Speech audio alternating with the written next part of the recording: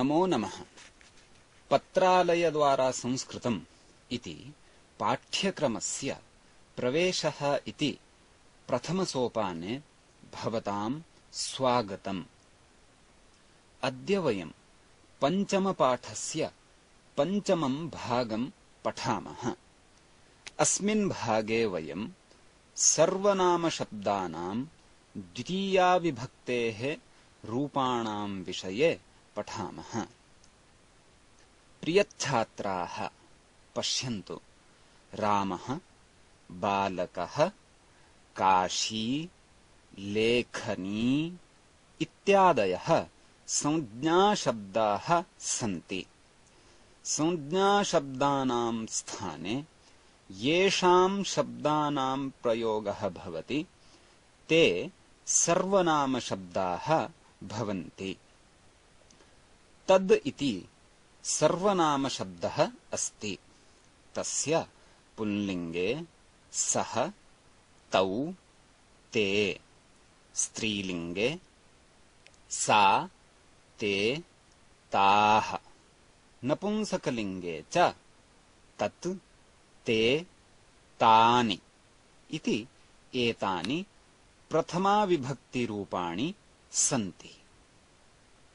अधुना तद् इत्यस्य द्वितीयाविभक्तिरूपाणि पश्यामः।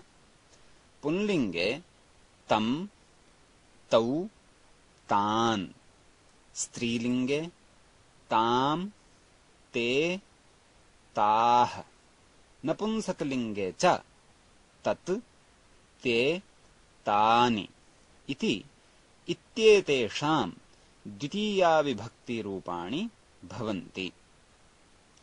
अत्र कानिचन वाक्यानि पश्यन्तु। बालकः तत्र अस्ति। शिक्षकः तं पाठयति। छात्रौ तत्र स्तः। शिक्षिका तौ प्रेरयति। युवकाः धावन्ति। सेनानायकः तान् पश्यति। अत्र तं, तौ, तान् इति द्वितीयाविभक्तेः सर्वनामशब्दाः सन्ति। तद् इति शब्दस्य पुल्लिङ्गे एकवचने तं, द्विवचने तौ, बहुवचने च तान् इति भवति। तम् इत्युक्ते उसको, तौ इत्युक्ते उन दोनों को, तान् इत्युक्ते उन सब को इति हिन्द्यर्थाः भवन्ति। इदानीं तद् इति स्त्रीलिङ्गसर्वनामशब्दस्य द्वितीयाविभक्तिं पठामः। प्रियच्छात्राः एतानि वाक्यानि पश्यन्तु। नलिका उद्घाटिता अस्ति। गृहस्वामी तां पिदधाति। लता, आशा च गायिके स्तः। राष्ट्रपतिः ते सम्मानयति। माधुरी, हेमा, श्रीदेवी च नर्तक्यः सन्ति।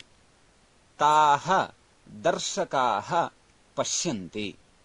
अत्र तां, ते, ताः इति द्वितीयाविभक्तेः सर्वनामशब्दाः सन्ति। तद् इति शब्दस्य स्त्रीलिङ्गे एकवचने तां, द्विवचने ते, बहुवचने च ताः इति भवति। ताम् इत्युक्ते उसको, ते इत्युक्ते उन दोनों को, ताः इत्युक्ते उन सब को इति हिन्द्यर्थाः भवन्ति। प्रियच्छात्राः इदानीं तद् इति नपुंसकलिङ्गसर्वनामशब्दस्य द्वितीयाविभक्तिं पठामः। तत्, ते, तानि इति द्वितीया विभक्तेः रूपाणि सन्ति। तत् ते तानि इति प्रथमा विभक्तेः अपि रूपाणि भवन्ति।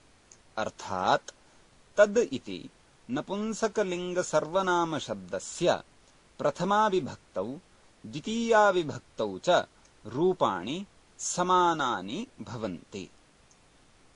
एतानि वाक्यानि अवधानेन पश्यन्तु। तत्र कदलीफलम् अस्ति। तत् आनयतु व्यजने चलतः। ते स्थगयतु। पुष्पाणि विकसन्ति। मालाकारः तानि चिनोति। अत्र तत् ते तानि इति द्वितीया विभक्तेः सर्वनामशब्दाः सन्ति। तद् इति शब्दस्य नपुंसकलिङ्गे एकवचने तत्, द्विवचने ते, बहुवचने च तानि इति भवति। तत् इत्युक्ते उसको, ते इत्युक्ते उन दोनों को, तानि इत्युक्ते उन सब को इति हिन्द्यर्थाः भवन्ति। प्रियच्छात्राः, वयं तद् इति सर्वनामशब्दस्य त्रिषु लिङ्गेषु द्वितीया विभक्तौ क्रमशः तं, तौ, तान्, तां, ते, ताः, तत्, ते, तानि इति रूपाणि भवन्ति इत्यस्मिन् विषये पठितवन्तः। अधुना एतद् इति सर्वनामशब्दस्य द्वितीया विभक्तिं पठामः। एतद् इति अन्यः सर्वनामशब्दः अस्ति। एतस्य त्रिषु लिङ्गेषु रूपाणि भवन्ति। पुंलिङ्गे एषः, एतौ, एते। स्त्रीलिङ्गे एषा, एते, एताः। नपुंसकलिङ्गे च एतत्, एते, एतानि इति प्रथमा विभक्तेः रूपाणि सन्ति। अधुना एतद् इति सर्वनामशब्दस्य द्वितीया विभक्तिरूपाणि पश्यामः। पुंलिङ्गे एतम्, एतौ, एतान्। स्त्रीलिङ्गे एताम्, एते, एताः। नपुंसकलिङ्गे च एतत्, एते, एतानि इति रूपाणि भवन्ति। अत्र कानिचन वाक्यानि पश्यन्तु। बालकः अत्र अस्ति। अहम् एतं पाठयामि। छात्रौ अत्र स्तः। शिक्षिका एतौ प्रेरयति। अत्र युवकाः धावन्ति। सेनानायकः एतान् पश्यति। अत्र एतम्, एतौ, एतान् इति द्वितीया विभक्तेः सर्वनामशब्दाः सन्ति। एतद् इति शब्दस्य पुंलिङ्गे एकवचने एतम्, द्विवचने एतौ, बहुवचने च एतान् इति भवति। एतम् इत्युक्ते इसको, एतौ इत्युक्ते इन दोनों को, एतान् इत्युक्ते इन सब को इति हिन्द्यर्थाः भवन्ति। इदानीम् एतद् इति स्त्रीलिङ्गसर्वनामशब्दस्य द्वितीया विभक्तिं पठामः। प्रियच्छात्राः, एतानि वाक्यानि पश्यन्तु। माला त्रुटिता अस्ति। मालाकारः एतान् योजयति। लता आशा च भगिन्यौ स्तः राष्ट्रपतिः एते सम्मानयति अयोध्या मथुरा द्वारिका च धार्मिकनगर्यः सन्ति एताः मोक्षदायिकाः इति मन्यते अत्र एताम् एते एताः इति द्वितीयाविभक्तेः सर्वनामशब्दाः सन्ति एतद् इति शब्दस्य स्त्रीलिङ्गे एकवचने एताम् द्विवचने एते बहुवचने च एताः इति भवति एताम् इत्युक्ते इसको एते इत्युक्ते इन दोनों को एताः इत्युक्ते इन सबको इति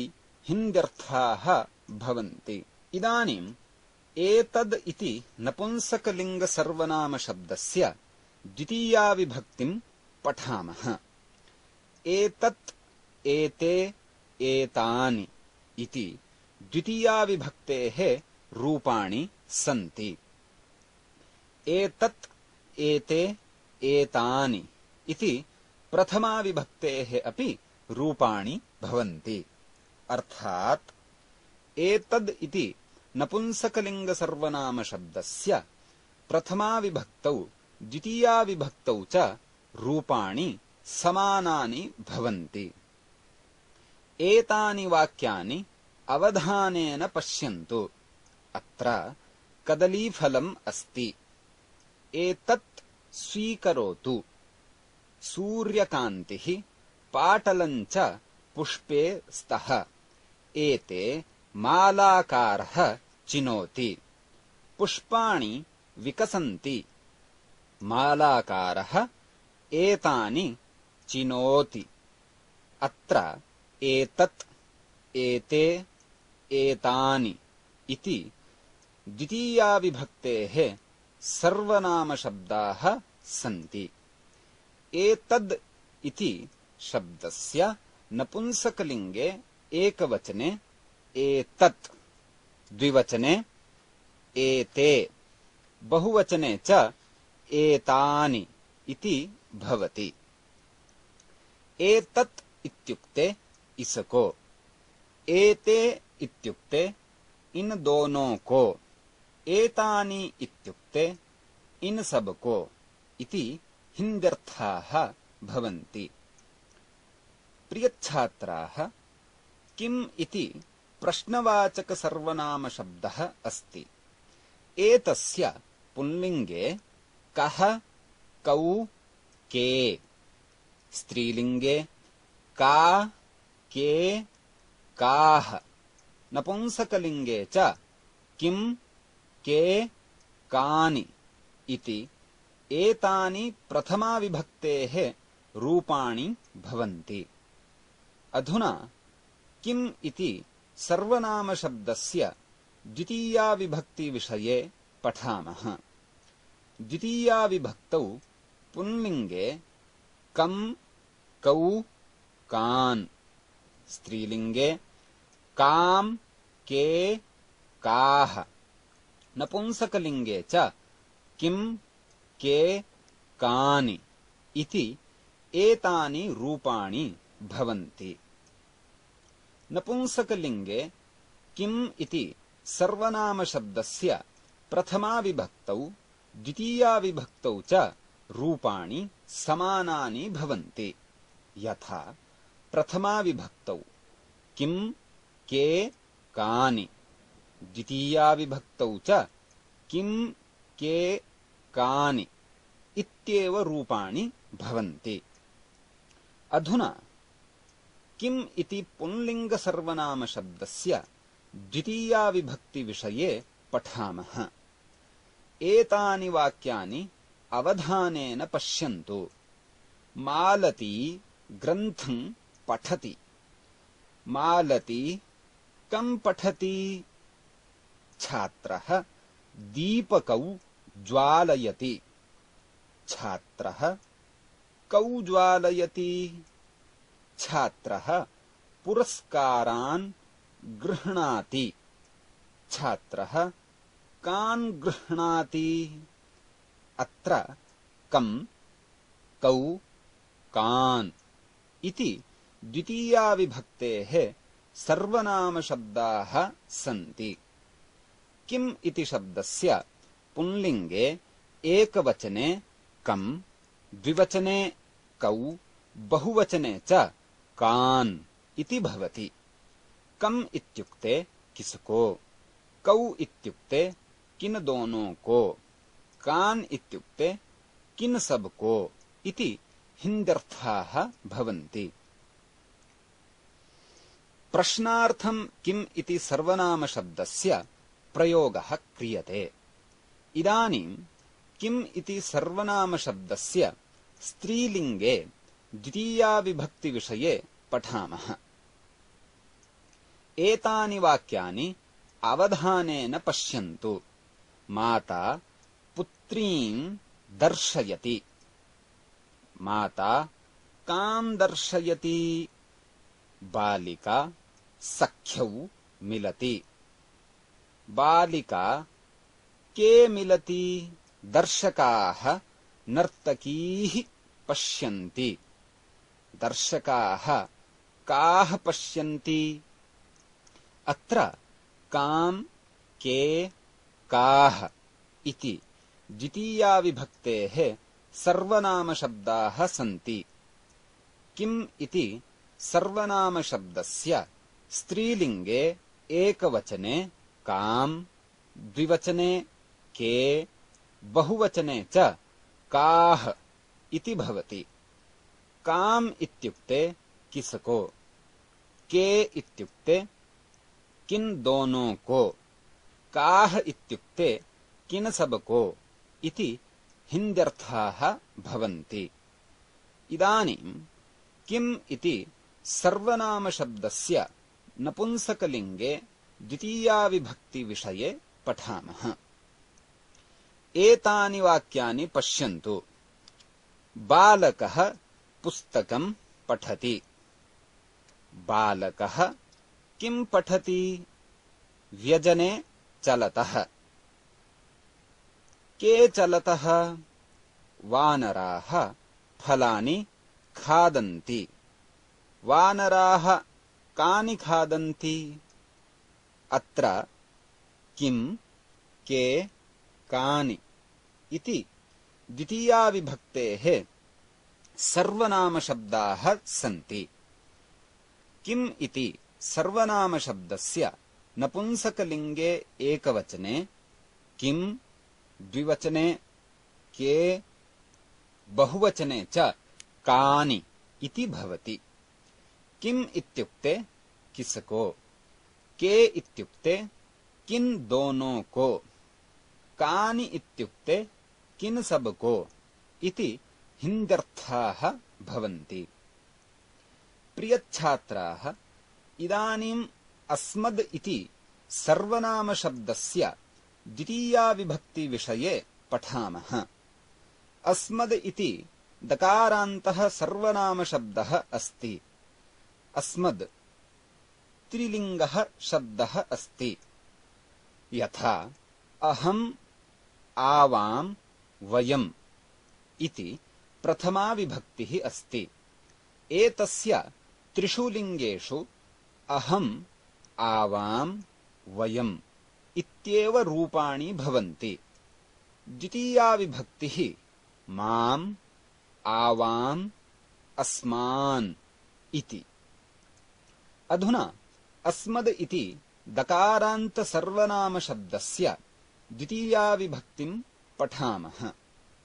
एतानि वाक्यानि अवधानेन पश्यन्तु। माता माम् उपदिशति। माता आवां भोजयति। शिक्षकः अस्मान् पाठयति।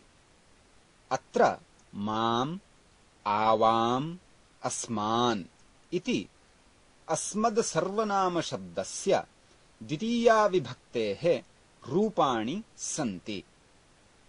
माम् मुझको, आवाम हम दोनों को, अस्मान हम सबको इति अर्थः त्रिषु लिङ्गेषु अपि भवति।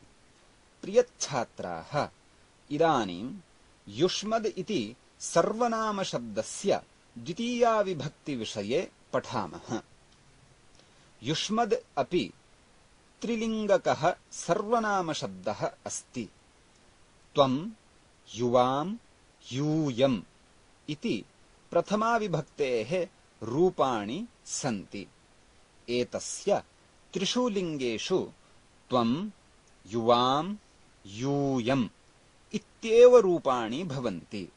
अत्र द्वितीयाविभक्तिरूपाणि अपि त्वां, युवां, युष्मान् इत्येव भवन्ति। इदानीं युष्मद् इति सर्वनामशब्दस्य द्वितीयाविभक्तिं पठामः। एतानि वाक्यानि अवधानेन पश्यन्तु। अहं त्वां परिचिनोमि। शिक्षकः युवां प्रेषयति। शिक्षकः युष्मान् पाठयति। अत्र त्वां, युवां, युष्मान् इति सर्वनामशब्दस्य द्वितीयाविभक्तेः रूपाणि सन्ति। त्वां तुमको, युवां तुम दोनों को, युष्मान् तुम सबको इति अर्थः त्रिषु लिङ्गेषु अपि भवति। अस्मिन् पाठे वयं पुल्लिङ्ग, स्त्रीलिङ्ग, नपुंसकलिङ्ग सर्वनामशब्दानां रूपाणि कथं भवन्ति इति पठितवन्तः। एतावता वयं पञ्चमपाठस्य पञ्चमं भागं पठितवन्तः। अग्रिमे पाठे पुनः मिलामः। धन्यवादः।